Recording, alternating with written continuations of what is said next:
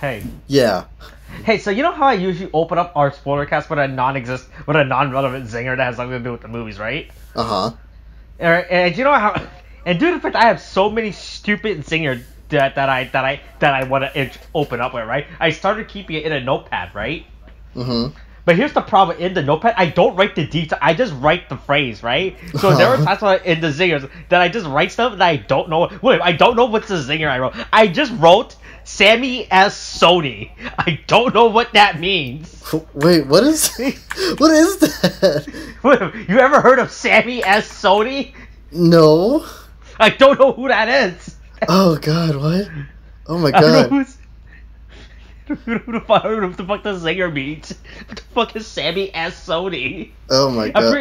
I'm pretty sure it has something to do with the fact that it's Sony, right? Because we talk about Sony a lot because we're big Sony fans, right? Mm-hmm. Yeah, we're big fan of them phones. I'm a big fan of them Sony. So I assume Sammy S. Sony is the next in line for the Sony empire, right? I think that's how it works. Right? wait.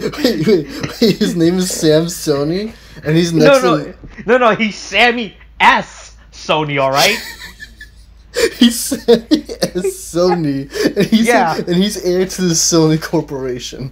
Yes, that's how it works, right? This is just like how we have Dave Coca-Cola, right? You mean Cold Coca-Cola, okay? Yeah. Nickname Dave. Yeah. Or John P. Pepsi. Well, so who's in charge? Who's the heir of Netflix? Nathan Netflix? Is this what you're telling me? Exactly. Yes. Apparently, the people who own these brands just have the first letter of the brand and the middle initial, and the middle is just the letter. There's not even a real middle initial. Oh, it's just the letter. It's just the letter as the middle initial. Oh my God. Sammy S. Sony's middle initial is just the letter S. Oh my God. It's like what does your middle name stand for? This is Ness. S. On my planet, it means S. So I don't understand what I meant when I wrote Sammy S. Sony. I don't know if I was trying to lead with something with that or not. Oh my God. There's no context. I literally just on the notepad. It literally just says Sammy S. Sony. So I assume this guy is just the heir to the Sony empire. God, man. That's how it works, right? So Sony's a family business, right? It's all right. Sure. Right? Sure. Sony was named after Jonathan S. Sony, right? Sure. That's exactly the most American name for a Japanese corporation. Yeah, Jonathan, the most famous Japanese name. Fuck about it, Sony. Oh my God. Does Sony have a founder? Oh, Akio Morita and Masura Ibuka. Okay, I don't know who the fuck any, but I'm pretty sure none of them are related to the Sony empire. Hold on. I'm on the Sony Wikipedia page. There is a person that's listed as chairman of the board as Shuzo Sumi. All right, that's close enough. Okay. Do you think his last name is Sony? Shuzo Sumi Sony? Oh my God. Sure, why not, man? At this point, he could be. Yeah, he could. This guy is the guy that could be the guy that's heir to the Sony empire, right? Yeah, sure. It's not like. So wait, is it just so who's Sam? What was his name? Sam S. Sony. Who's this then? Yes. Sammy S. Sony. That's the son. That's why his dad's like. That's what he gets. He's waiting for his dad to die. Oh my God. Just like, oh, that's how corporation works, right? As soon as you die, it goes to the next to your next born, right? It doesn't go through corporate discussions or corporate power. It just goes to the next gen heir of the current president. No. You see, what's gonna happen is that they're gonna plant an idea in his head, okay, to dissolve his father's company. All right. Oh. That's what they're gonna do, and then once this happens, they're gonna create a movie that's based on this story. Oh, is it gonna star Tony T? Is it gonna star Tony T? Fuck, what's that her name? Dude, What was it? What was the name of the company? Toshiba. Oh, there we go. Tony T. Fuck, what's the Toshiba? Tony T. Toshiba. Yeah. He's gonna start Tony T. Toshiba. Oh my god! And then there's Tyler T. Toyota. Oh, that's right. We can't forget about Tyler T. Toyota. Don't forget about Mercedes S. Mercedes. That person's first name is just their last name. All right. Mercedes is all I heard. Yeah, that's it. And the Mercedes lineage dropped the ball hard on that one. All right. Oh my god! What is going on? What is this lore? We're building this extensive lore all of a sudden. Don't worry. Oh my god. Okay, this is what the fuck are we talking about again? Oh yeah, we wanted to talk about a movie called That's right, I forgot we do that. Tax Collector. Yeah. Do you think there's a guy named Texas TC Tax Collector? My god. It gets so. How did this get so bad so fast? Oh my god! Is this movie cultural appropriation? It's very cliche. If you want to go there, sure. Okay, Shia LaBeouf was like the weirdest pick in this movie. I thought he was gonna be a main star or some shit, but no, it's not. Yeah, I would have thought like maybe he was good. Like with the way they began this movie, I thought it was gonna be like him trying to like be a part of this family where he feels like an outsider or something. I don't know. And then also they collect taxes. So yeah, that's right. Remember, we went over this with camera majors. They're gonna break knees, right? Ooh, that's a nice building you got there. Would be a shame if something happened to it. Oh my god, dude. Also, refer to the Kira Major podcast if you wanna. Yeah, that's right. Fucking what movie has Shia LaBeouf been in recently? He's been in some weird movies. He's just been weird movies now. I mean, in recent years. He just does whatever the fuck he wants at this point, dude. Yeah, you're right. He has that Transformer movie. Wasn't Peanut Butter Falcon good? Also, yeah, he does have the Transformer money. Yeah, that's right. That's all you need. All you need. Oh my god, what are some of these movies, man? Okay, so yeah, I remember him. Are we just looking at Shia LaBeouf's filmography right now? Yeah. Howard that's right. I forgot he was in Indiana Jones. I forgot about that. Yeah. Who could forget the fourth Indiana Jones movie? Yeah. Fuck. Do you think anyone remembers the fourth Indiana Jones movie? I don't think anybody does.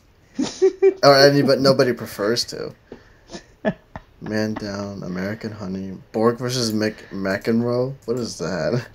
Untitled film. Oh, okay. I'm just reading about fucking. I'm just reading about goddamn Indiana Jones right now. God. Okay. So anyway. Okay, we can't just talk about this movie now. We got off. We both did two different things. You were fucking reading about Shia LaBeouf's cinematography. I was just looking at Indiana Jones and reading about Indiana Jones. Oh my god. But yeah, Shia LaBeouf burned himself. Oh wait, no, we should not talk about that. I'm getting sidetracked so hard. So as always, so that you guys can follow along, I'm gonna read the plot synopsis as provided to us by the Wikipedia. Be grateful. Anyway.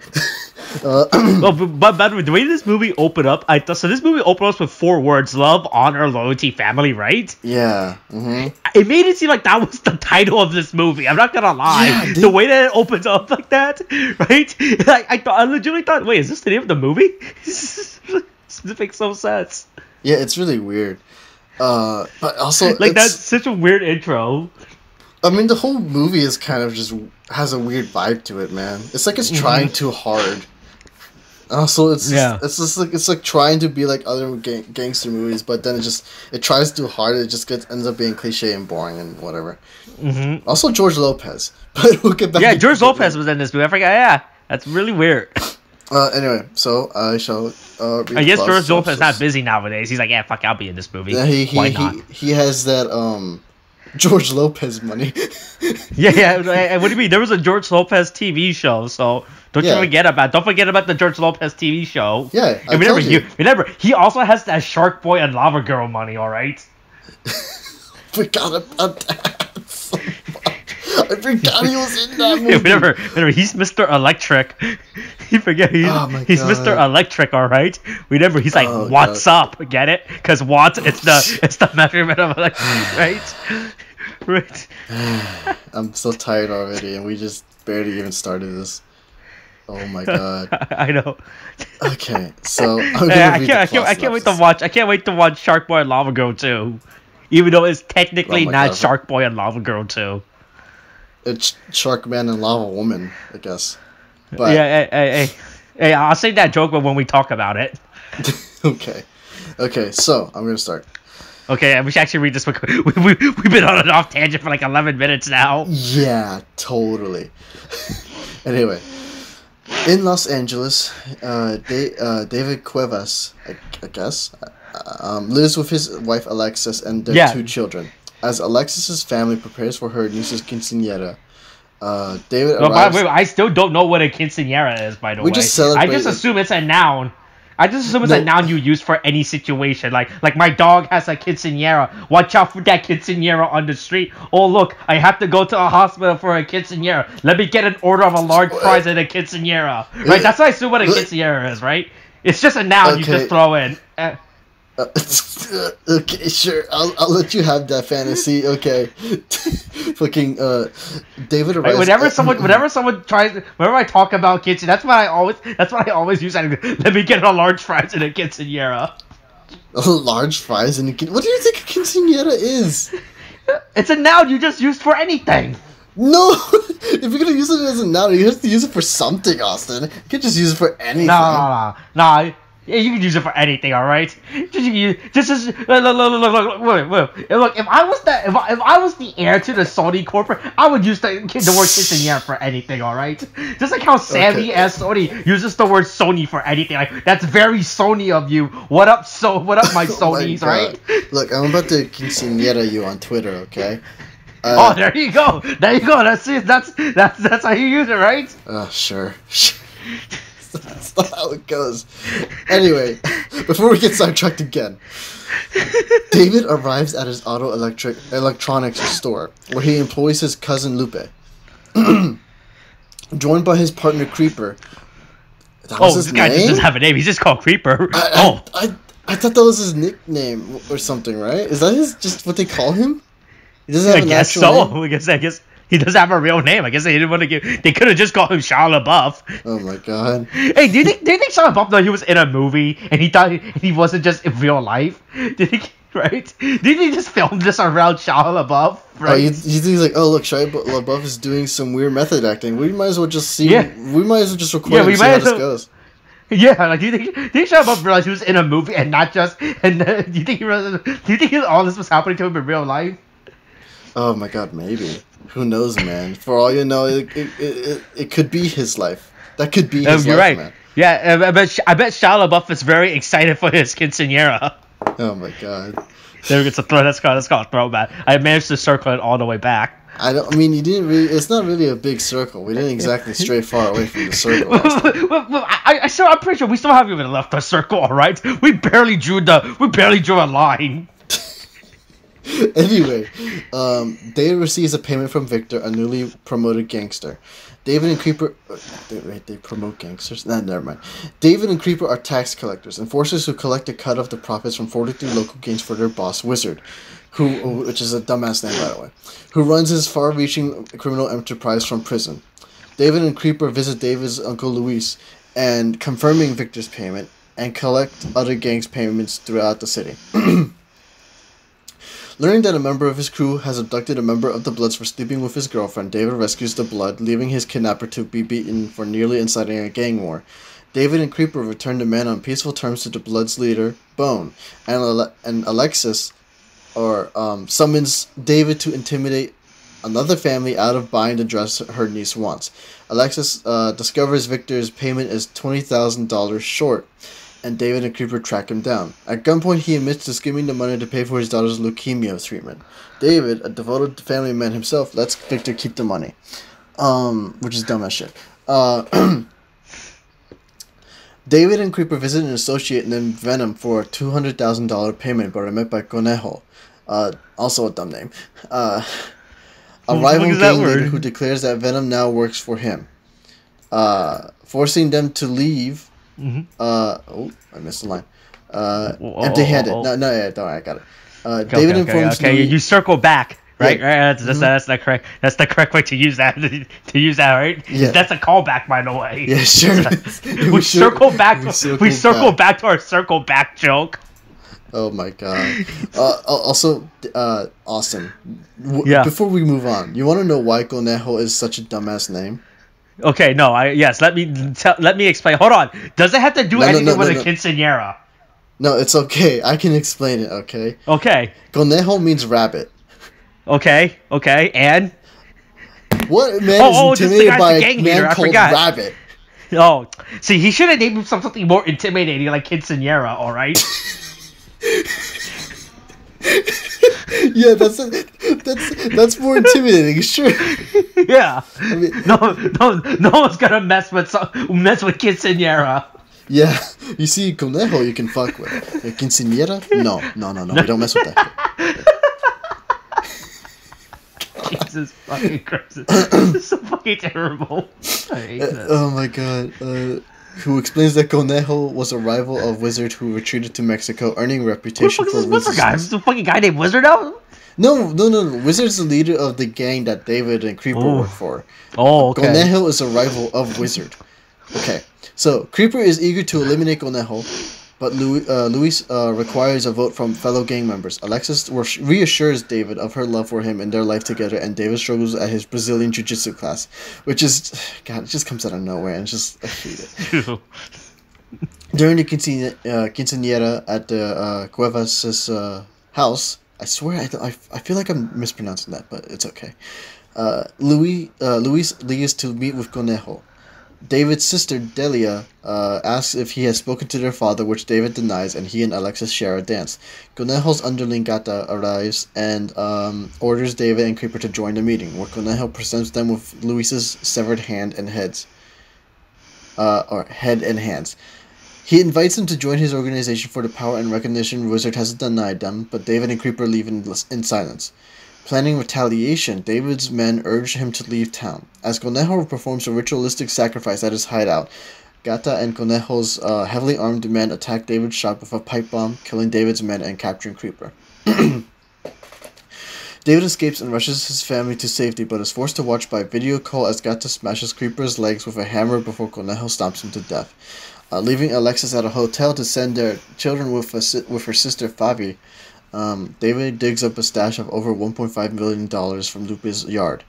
Returning to the hotel, David finds Alexis dead. Stricken with grief, he discovers Fabi does not have his children. Conejo, having abducted them and killed Alexis, calls David and gives him 2 hours to meet with a ransom. David goes to Bone, who gathers volunteers to rescue his children. Raiding a drug house, they interrogate one of Conejo's men, dragging his face along the ground from a moving car, and kill him after finding an address on his phone. They arrive to find David's children safe, with no one there but Conejo's grandmother, who gives up his location. At Conejo's hideout, David strangles a guard, while Bone is nearly captured but kills 2 members of Conejo's crew. Bursting into Conejo's room, David kills Gata, but Conejo gains the upper hand as they brawl in the bathroom, drawing on his Brazilian Jiu-Jitsu lessons, which he failed, by the way, and memories of Alexis. David overpowers Conejo and kills him with a broken sink. As Bone drives him to have his wounds treated, David asks him to pull over and calls Wizard, who is revealed to be his father, Twist of Twists. Refusing to follow in his footsteps, David hangs up. Touching his rosary, Wizard asks for forgiveness. And that's the end of the synopsis, and I hate this movie. Give me a second while I go turn off the lights. Well, William got very dark all of a sudden. I need to be in the mood for this. This movie sucks, dude. William has left. No, I'm right here. I am right here. I was still talking to you. What do you mean? What do you mean, Austin? Oh my god. I'm this close to writing some terrible fan fiction of yours. Yeah, it doesn't work. It doesn't work when you do it. It only works when I do it. Okay, look, I'll make it work. I'll make it legal. You'll make it legal? What's that even supposed to mean? But you might as well just throw me a quinceanera while you're at it, right? Look, man, I'm about to punch you in your quinceanera, okay? Hey, but this movie was very confusing. I didn't understand where that third gang at the end of the movie came from. Oh, the Bloods? Yeah, were they at any point in this movie? They were. The thing is, like when they were collecting their taxes, they get a call that one of the members of their gang had kidnapped one of the members of the Blood, and because the blood member had what's the term here? He slept with the gangster's girlfriend, right? Oh, okay. And so he captures him and then decides to like fucking beat him up and stuff. But the budget for this movie was $30 million, by the way. Somehow. This was $30 million. This does not feel like $30 million budget spent. Yeah, it really doesn't. Oh, God. Anyway, did you think the majority of the money was spent trying to rent the house they filmed this in? Because the house in this movie looks very nice. I'm not gonna lie. I mean, it looks good. They live in nice houses. No, yeah, it totally looks good. They should have asked for Sammy S. Sony for more money, all right? Sure. Except for that's who financed this. That's who financed this film, right? Sammy S. Sony. Yes, exactly. It's Sammy S. Sony who financed the film. God, but Oh wait, this is talking about David Ayer? Hmm? Yeah, David Ayer. Yeah, David Ayer. Really? That's so fucking weird. Why? What's so weird about it? He did Suicide Squad. That's why. Yeah, I know, but he's also the reason why we have Gangster Joker, because he has a fascination with this kind of stuff. Oh, does he? Is that his kink? I mean, you have to kind of look at what he worked at, because he did Training Day, The Fast and the Furious. He wrote those. Is what I'm saying. Mm-hmm. I want to say, I think Street Kings was one of them too. Oh! I forgot. Oh, my computer's not charging. I just realized my computer has not. He's interested in a lot of gangster stuff. The only ones that the only few that I can name off the top of my head is that he didn't do. So my computer has been uncharged for 22 minutes, by the way, and it's already at 20%. All right. God. Maybe we should just put it on a connection. Hey, this thing will not last 42 days in an apocalypse. All right. Hey man. This is a throwback to this is a throwback or a future throw to a loan, which may not be uploaded before or after this video. All right. I don't know the upload schedule yet. I mean, maybe it's just your laptop shit, dude. No, my laptop's great. It's better than whatever the fuck Adrian had in. Wait, you mean your laptop is great, like in the sense that a parent thinks their fucking shit child is great, or like do you think it's actually genuinely great? It's enough to last me through a quinceanera, all right? I don't know, man. It can't last 20 minutes, so. How long are quinceaneras anyway? Look, man, I don't know. Look, as long as it takes for you to charge that laptop, all right? Okay.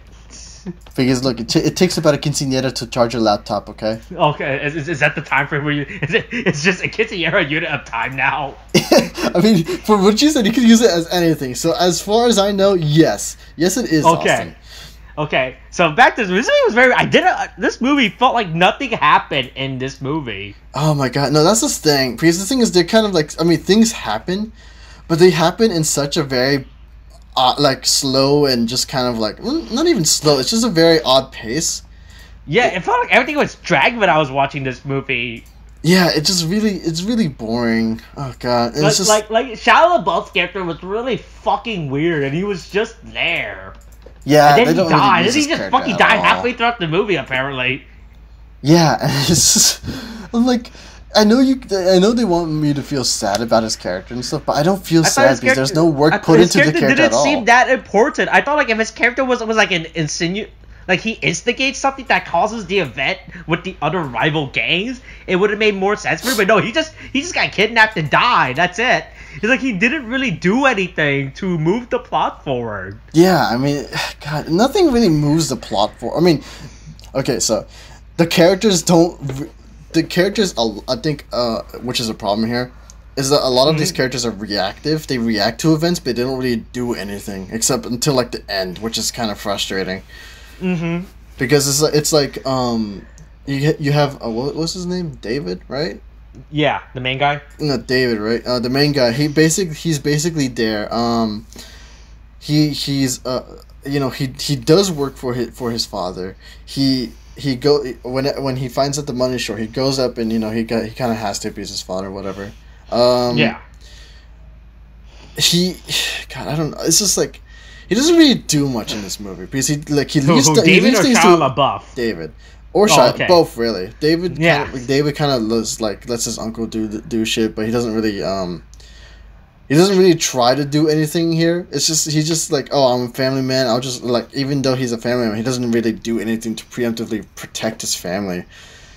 He's just kind of in the middle of things, not an active agent on his own. He'll have goes to the what do you call it, the car shop or whatever, and he doesn't decide anything. It's other people who are deciding things for him. And he just like Conejo will do things to him, but he doesn't do anything against him until the very end when he's like, oh, you know what? Now I've had enough of this. But it's not until like the last third of the movie where he actually does anything. Creeper is very much a non-agent throughout the whole film itself. He's just kind of like you throughout like that 30 minutes he was in this film. Yeah, he's just a sidekick to David's character and doesn't do anything. It's really fucking weird, his character. Like I felt like his character was supposed to be like important, but he doesn't do anything except talks like, hey yo, what's up? I'm Shia LaBeouf. I'm haunting you in the forest. Ooh boy, watch out, it's Shia LaBeouf. Oh my god.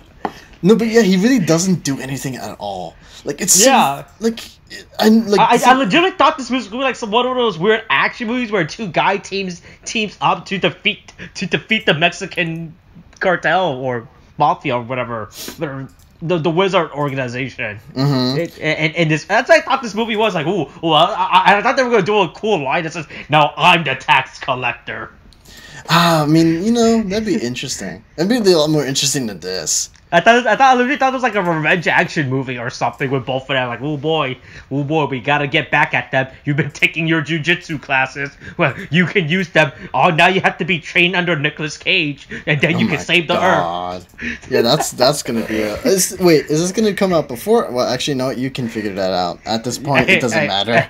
It doesn't matter, all right? Look, at this point, none of our videos.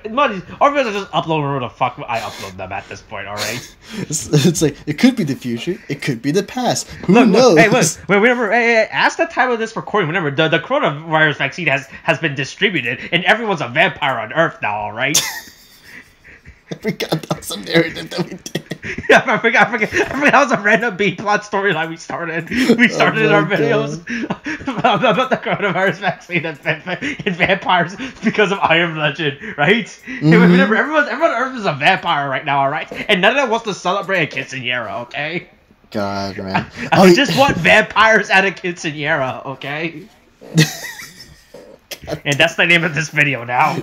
Vampires at a quinceañera? I want these vampires in these motherfucking quinceañera now, okay? Fucking... I don't understand. What are they gonna do? Just suck on some blood, I guess? They're gonna do some quinceañeras at this quinceañera?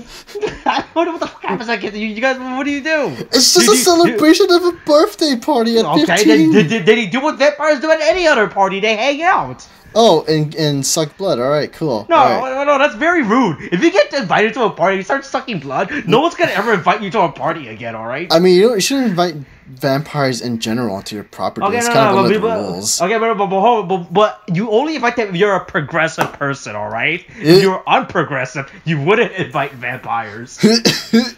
So wait, are we gonna get cancel culture for like not inviting vampires to our fucking parties? Yeah, that's right. Hey, join us next. Ask for special guest vampire. That's just the person's name. Vampire v Vampire.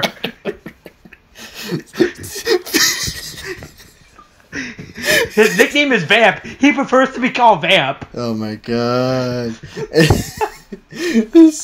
Okay. Anyway, so back to the movie. So a lot of this movie is like things happen, but there's no real plot. And I say this because it feels like. Oh Jesus! Mm-hmm. You're okay, that's just the coronavirus vaccine. I may or may not become a vampire by the end of this recording. All right. Okay. All right. Because if I die, I left my will at the Quinceanera. Okay. Find it. Just like the movie Shawshank Redemption, you know where to find it. Hey, if any of you have ever seen Shawshank, don't go look for where the treasure was hidden. All right, it's not gonna be there by the time you listen to this. God. Okay. I got this one. We're just making a big narrative. I know, for no reason. we really are. He's like, we should be talking about the movie, but we are just not. Because looking like this movie is really. I thought this movie's that interesting whatsoever. It's really slow paced in terms of action, and then stuff happens because it forces stuff to happen, right? Yeah, and it's just like because a lot of these guys just don't do anything, and the thing is, it tries to say that there was this narrative about family and power. Like, this is literally thrown in at the end because I never got a sense of this at all. Because at the end of the movie, when everything's said and done, like, I'm not gonna lie, the ending confused the fuck out of me with the I didn't understand that ending shot, by the way. Yeah, I don't know either. I don't know why he just looks at the camera. Like, I don't know what's the point of that. If there was like a point where like if you did it at the beginning and emphasized like he was this person, now he's a different person, then yeah, I'd get it. But there was nothing to imply that at all, right? Yeah. It opens up on a family photo. It doesn't open up on a shot. It says that this movie is an action thriller. It is not an action thriller in any way. There is action in it, but it didn't thrill me at all. So, because oh my god, because here's the thing.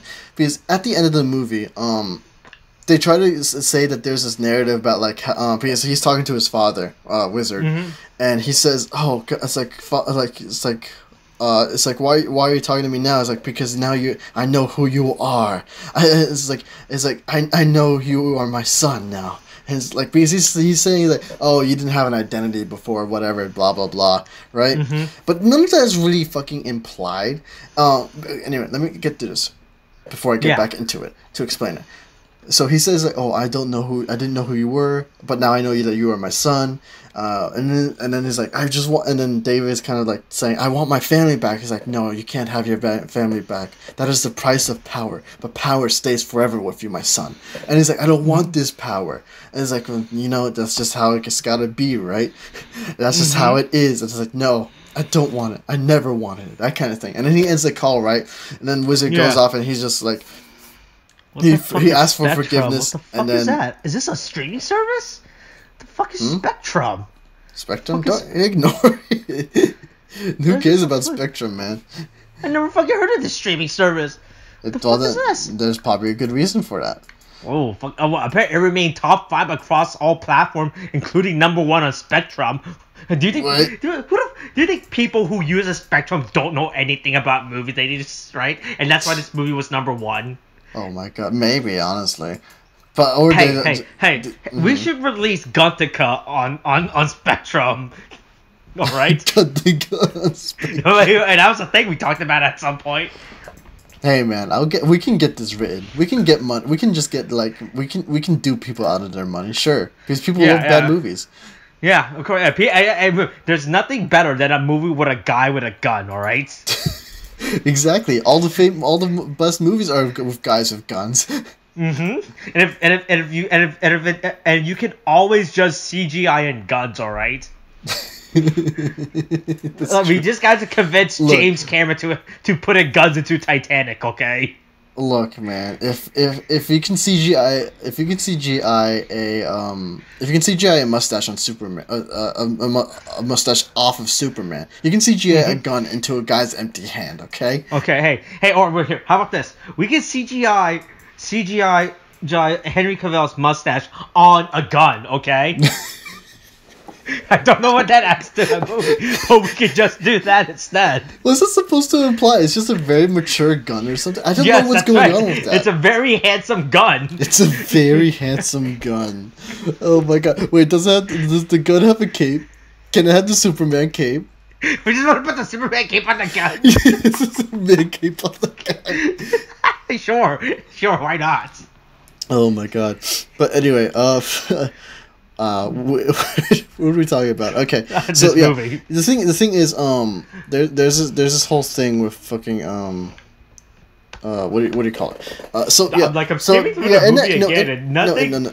Okay, no, all of this. I remember where it is. Okay, well, I remember what I was trying to say, because with that last bit of the ending of they're trying to imply that this is a man who struggled with identity, and he struggled with the idea he struggled with family and power, where he would want one but also desired the other. Here's the thing, that never happened. Okay. Oh, does it not? No, because the thing is, first of all, throughout this whole movie, this man has been about family, you know? He has never at once... family, Ben Diesel taught me about family, yeah. Mm-hmm. Yeah, but he has never at one point struggled with the concept of, like, I want power, but it also, like, at that moment, he forsakes his family for a bit. Or when he chooses money, but then he regrets... Not money, I'm sorry. He chooses his family, but he regrets not taking a grab at power, right? And so it's like, so if that was the case, then this would have been a thing where he struggles to, where his character could have been, he struggles to know what he wants, and because of that, he doesn't really know enough. He doesn't really know what he wants for himself, and and therefore, he has a lack of identity, right? The thing is, so that's why the whole father thing could have made sense, but we never see that kind of struggle at all. There was never any real internal struggle that this character goes through. If anything, he has an external struggle, but he doesn't really struggle with it until, like, at the end, and it's just okay, whatever, fine, right? The thing is, there's some moments that do lend to the whole family thing, because, like, he gives money to the whole to the gangster who skimmed money from him. He also helped out the Bloods who are very community oriented. All right. Yeah.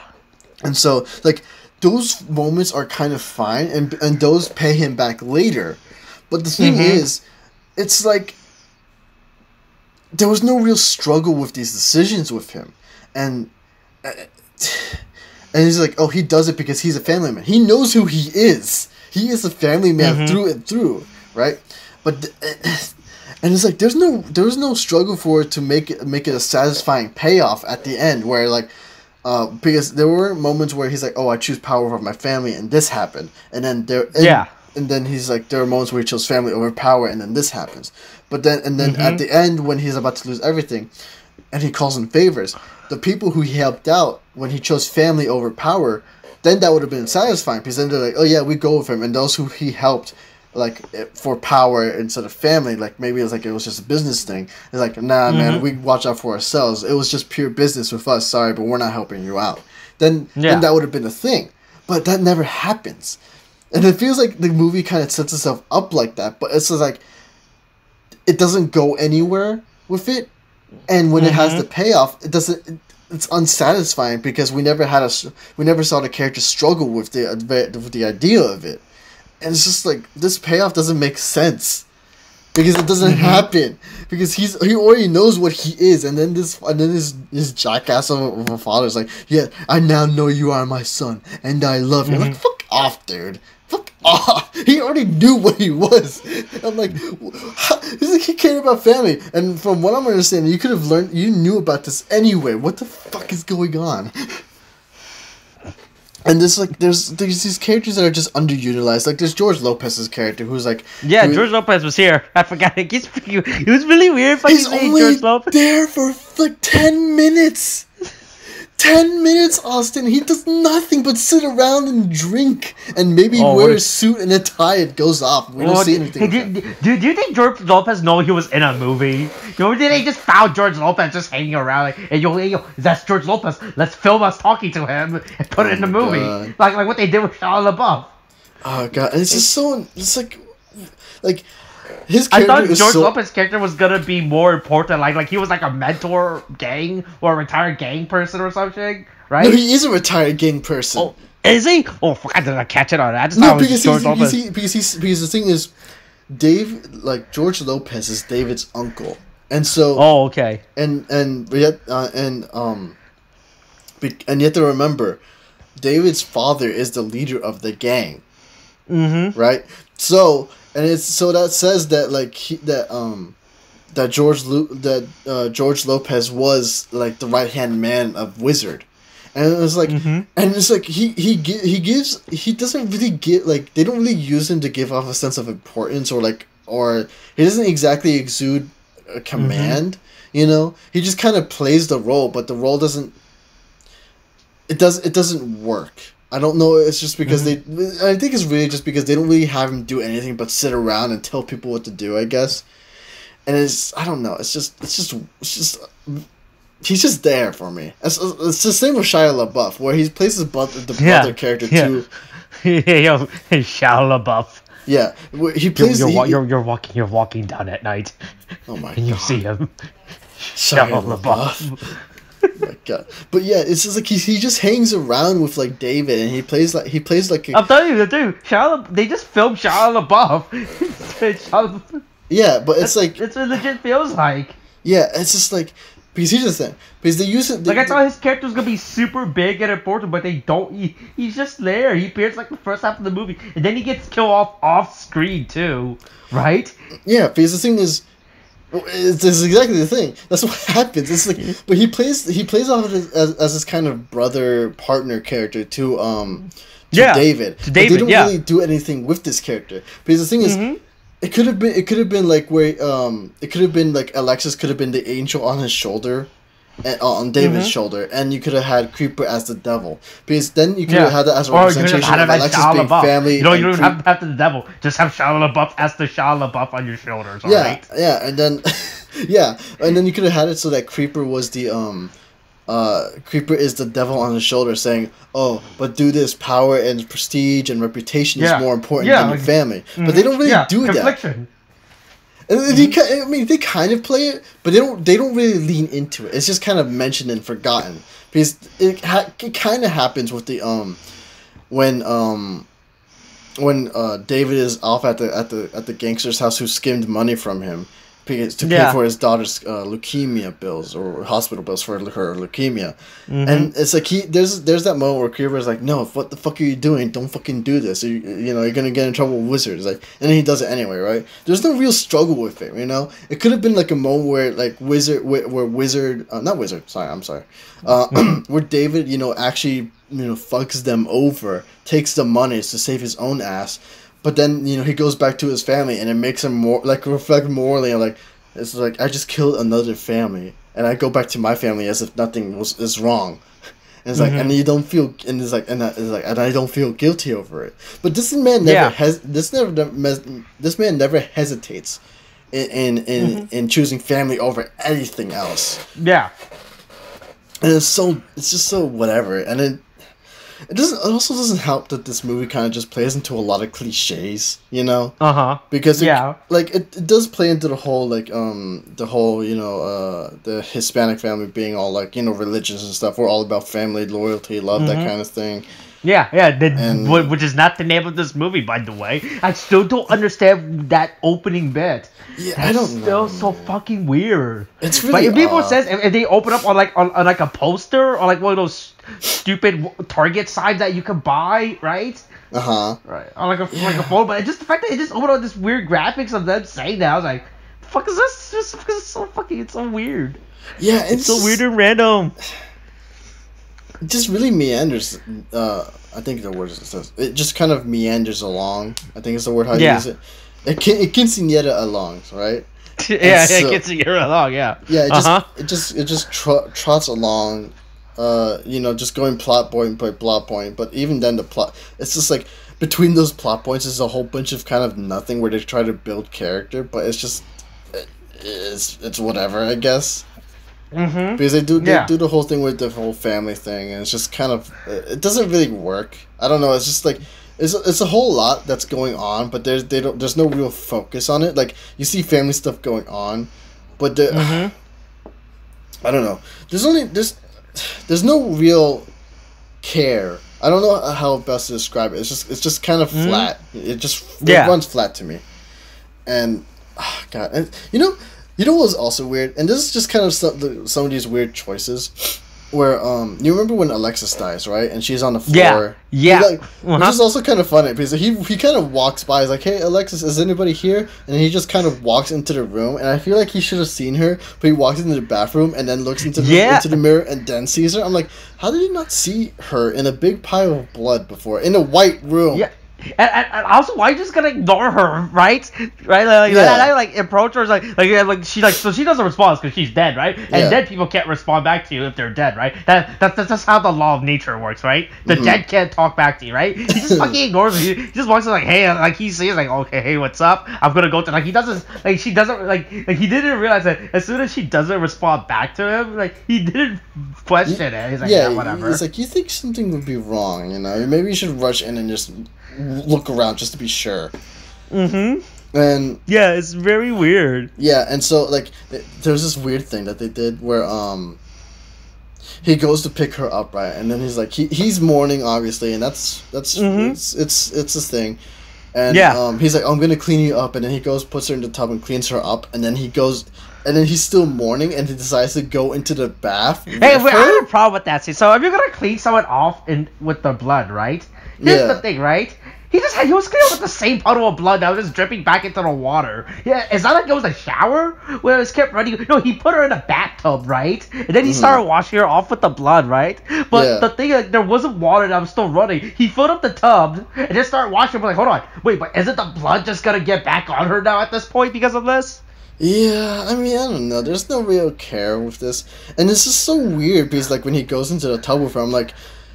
Because it feels like they were really trying to run, like this scene lasted way too long. Like it should have just been him cradling her, like it should have been him seeing her dead there, picking her up and like holding her tight to him, right? Saying it's like, oh please don't go. It's like I don't go away. I miss you, that kind of thing. And then they could have ended it there. Yeah. But they really run the scene along for way too long, which is kind of the same thing that they do with a lot of the scenes in here. Because in a lot of these scenes, I swear they just like in the beginning 30 minutes of the movie when they have Creeper and David just going around collecting taxes and stuff. It's just a lot of those two just some talking. Would say that they are tax collecting, right? Oh my god! No, but that's the thing. Because the thing is, they're just talking, right? And I get like it feels like they just say, okay, you're in the car, just. Talk about whatever you think your characters will say as you're driving along to the next point, and so it seems like David A is just trying to have his own, Quentin Tarantino. You know the thing that Quentin Tarantino does, when he tells these two characters, okay, just go and talk about whatever, right? And and it's that famous thing that Tarantino does where he tells these like, okay. Be in character and have your characters just talk and kind of like imagine what your characters would talk about at this time, right? Yeah. And it feels like hey, do you think they were talking about Sony? Do you think their character were talking about Sony?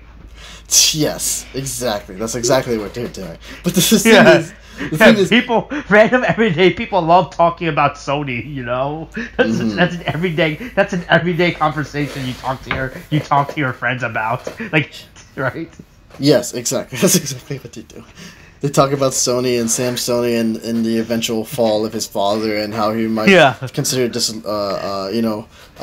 breaking apart his father's company. Who knows? Yeah. Or hanging out with Vampire v Vampire or Mercedes and Mercedes, right? Yeah. God. But all the high end parties. But then they have this whole thing where they're talking, David and Creeper, and so it's like David Ayers says, okay, just go ahead and talk. And then, but the thing is, these characters they're very one-dimensional characters, so it's like what they're talking about is not really interesting. It just feels like typical gangster talk, you know? It's like, there's no real, it doesn't feel like meaningful, or it doesn't give like, it doesn't kind of like... give depth to the character it doesn't show any depth with the characters. Yes, exactly, that's right. It's just they're one dimensional characters. It's really weird. They don't do anything. You know, they don't really inspire or have us care for them, and they're characters that run on tropes. And it's also a thing with Conejo too, and the people around him, where he's like, where he just kind of plays that like that rival who's like, oh, you know what, I have all the power, you can have power with me too, you just have to join me. And then, you know, there's this whole I hate this stupid thing where like where he kind of does the ritualistic sacrifice, like, oh, I call upon Satan to give me power over my enemies, blah blah blah, give me strength, that kind of thing, right? Yeah.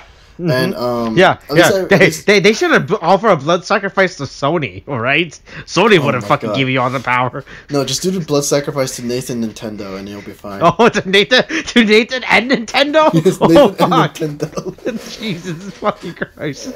Look, man, they claim to be a family company, but where do you think they get the blood, the power from? From the blood of the families. No, okay? That's Jesus Christ.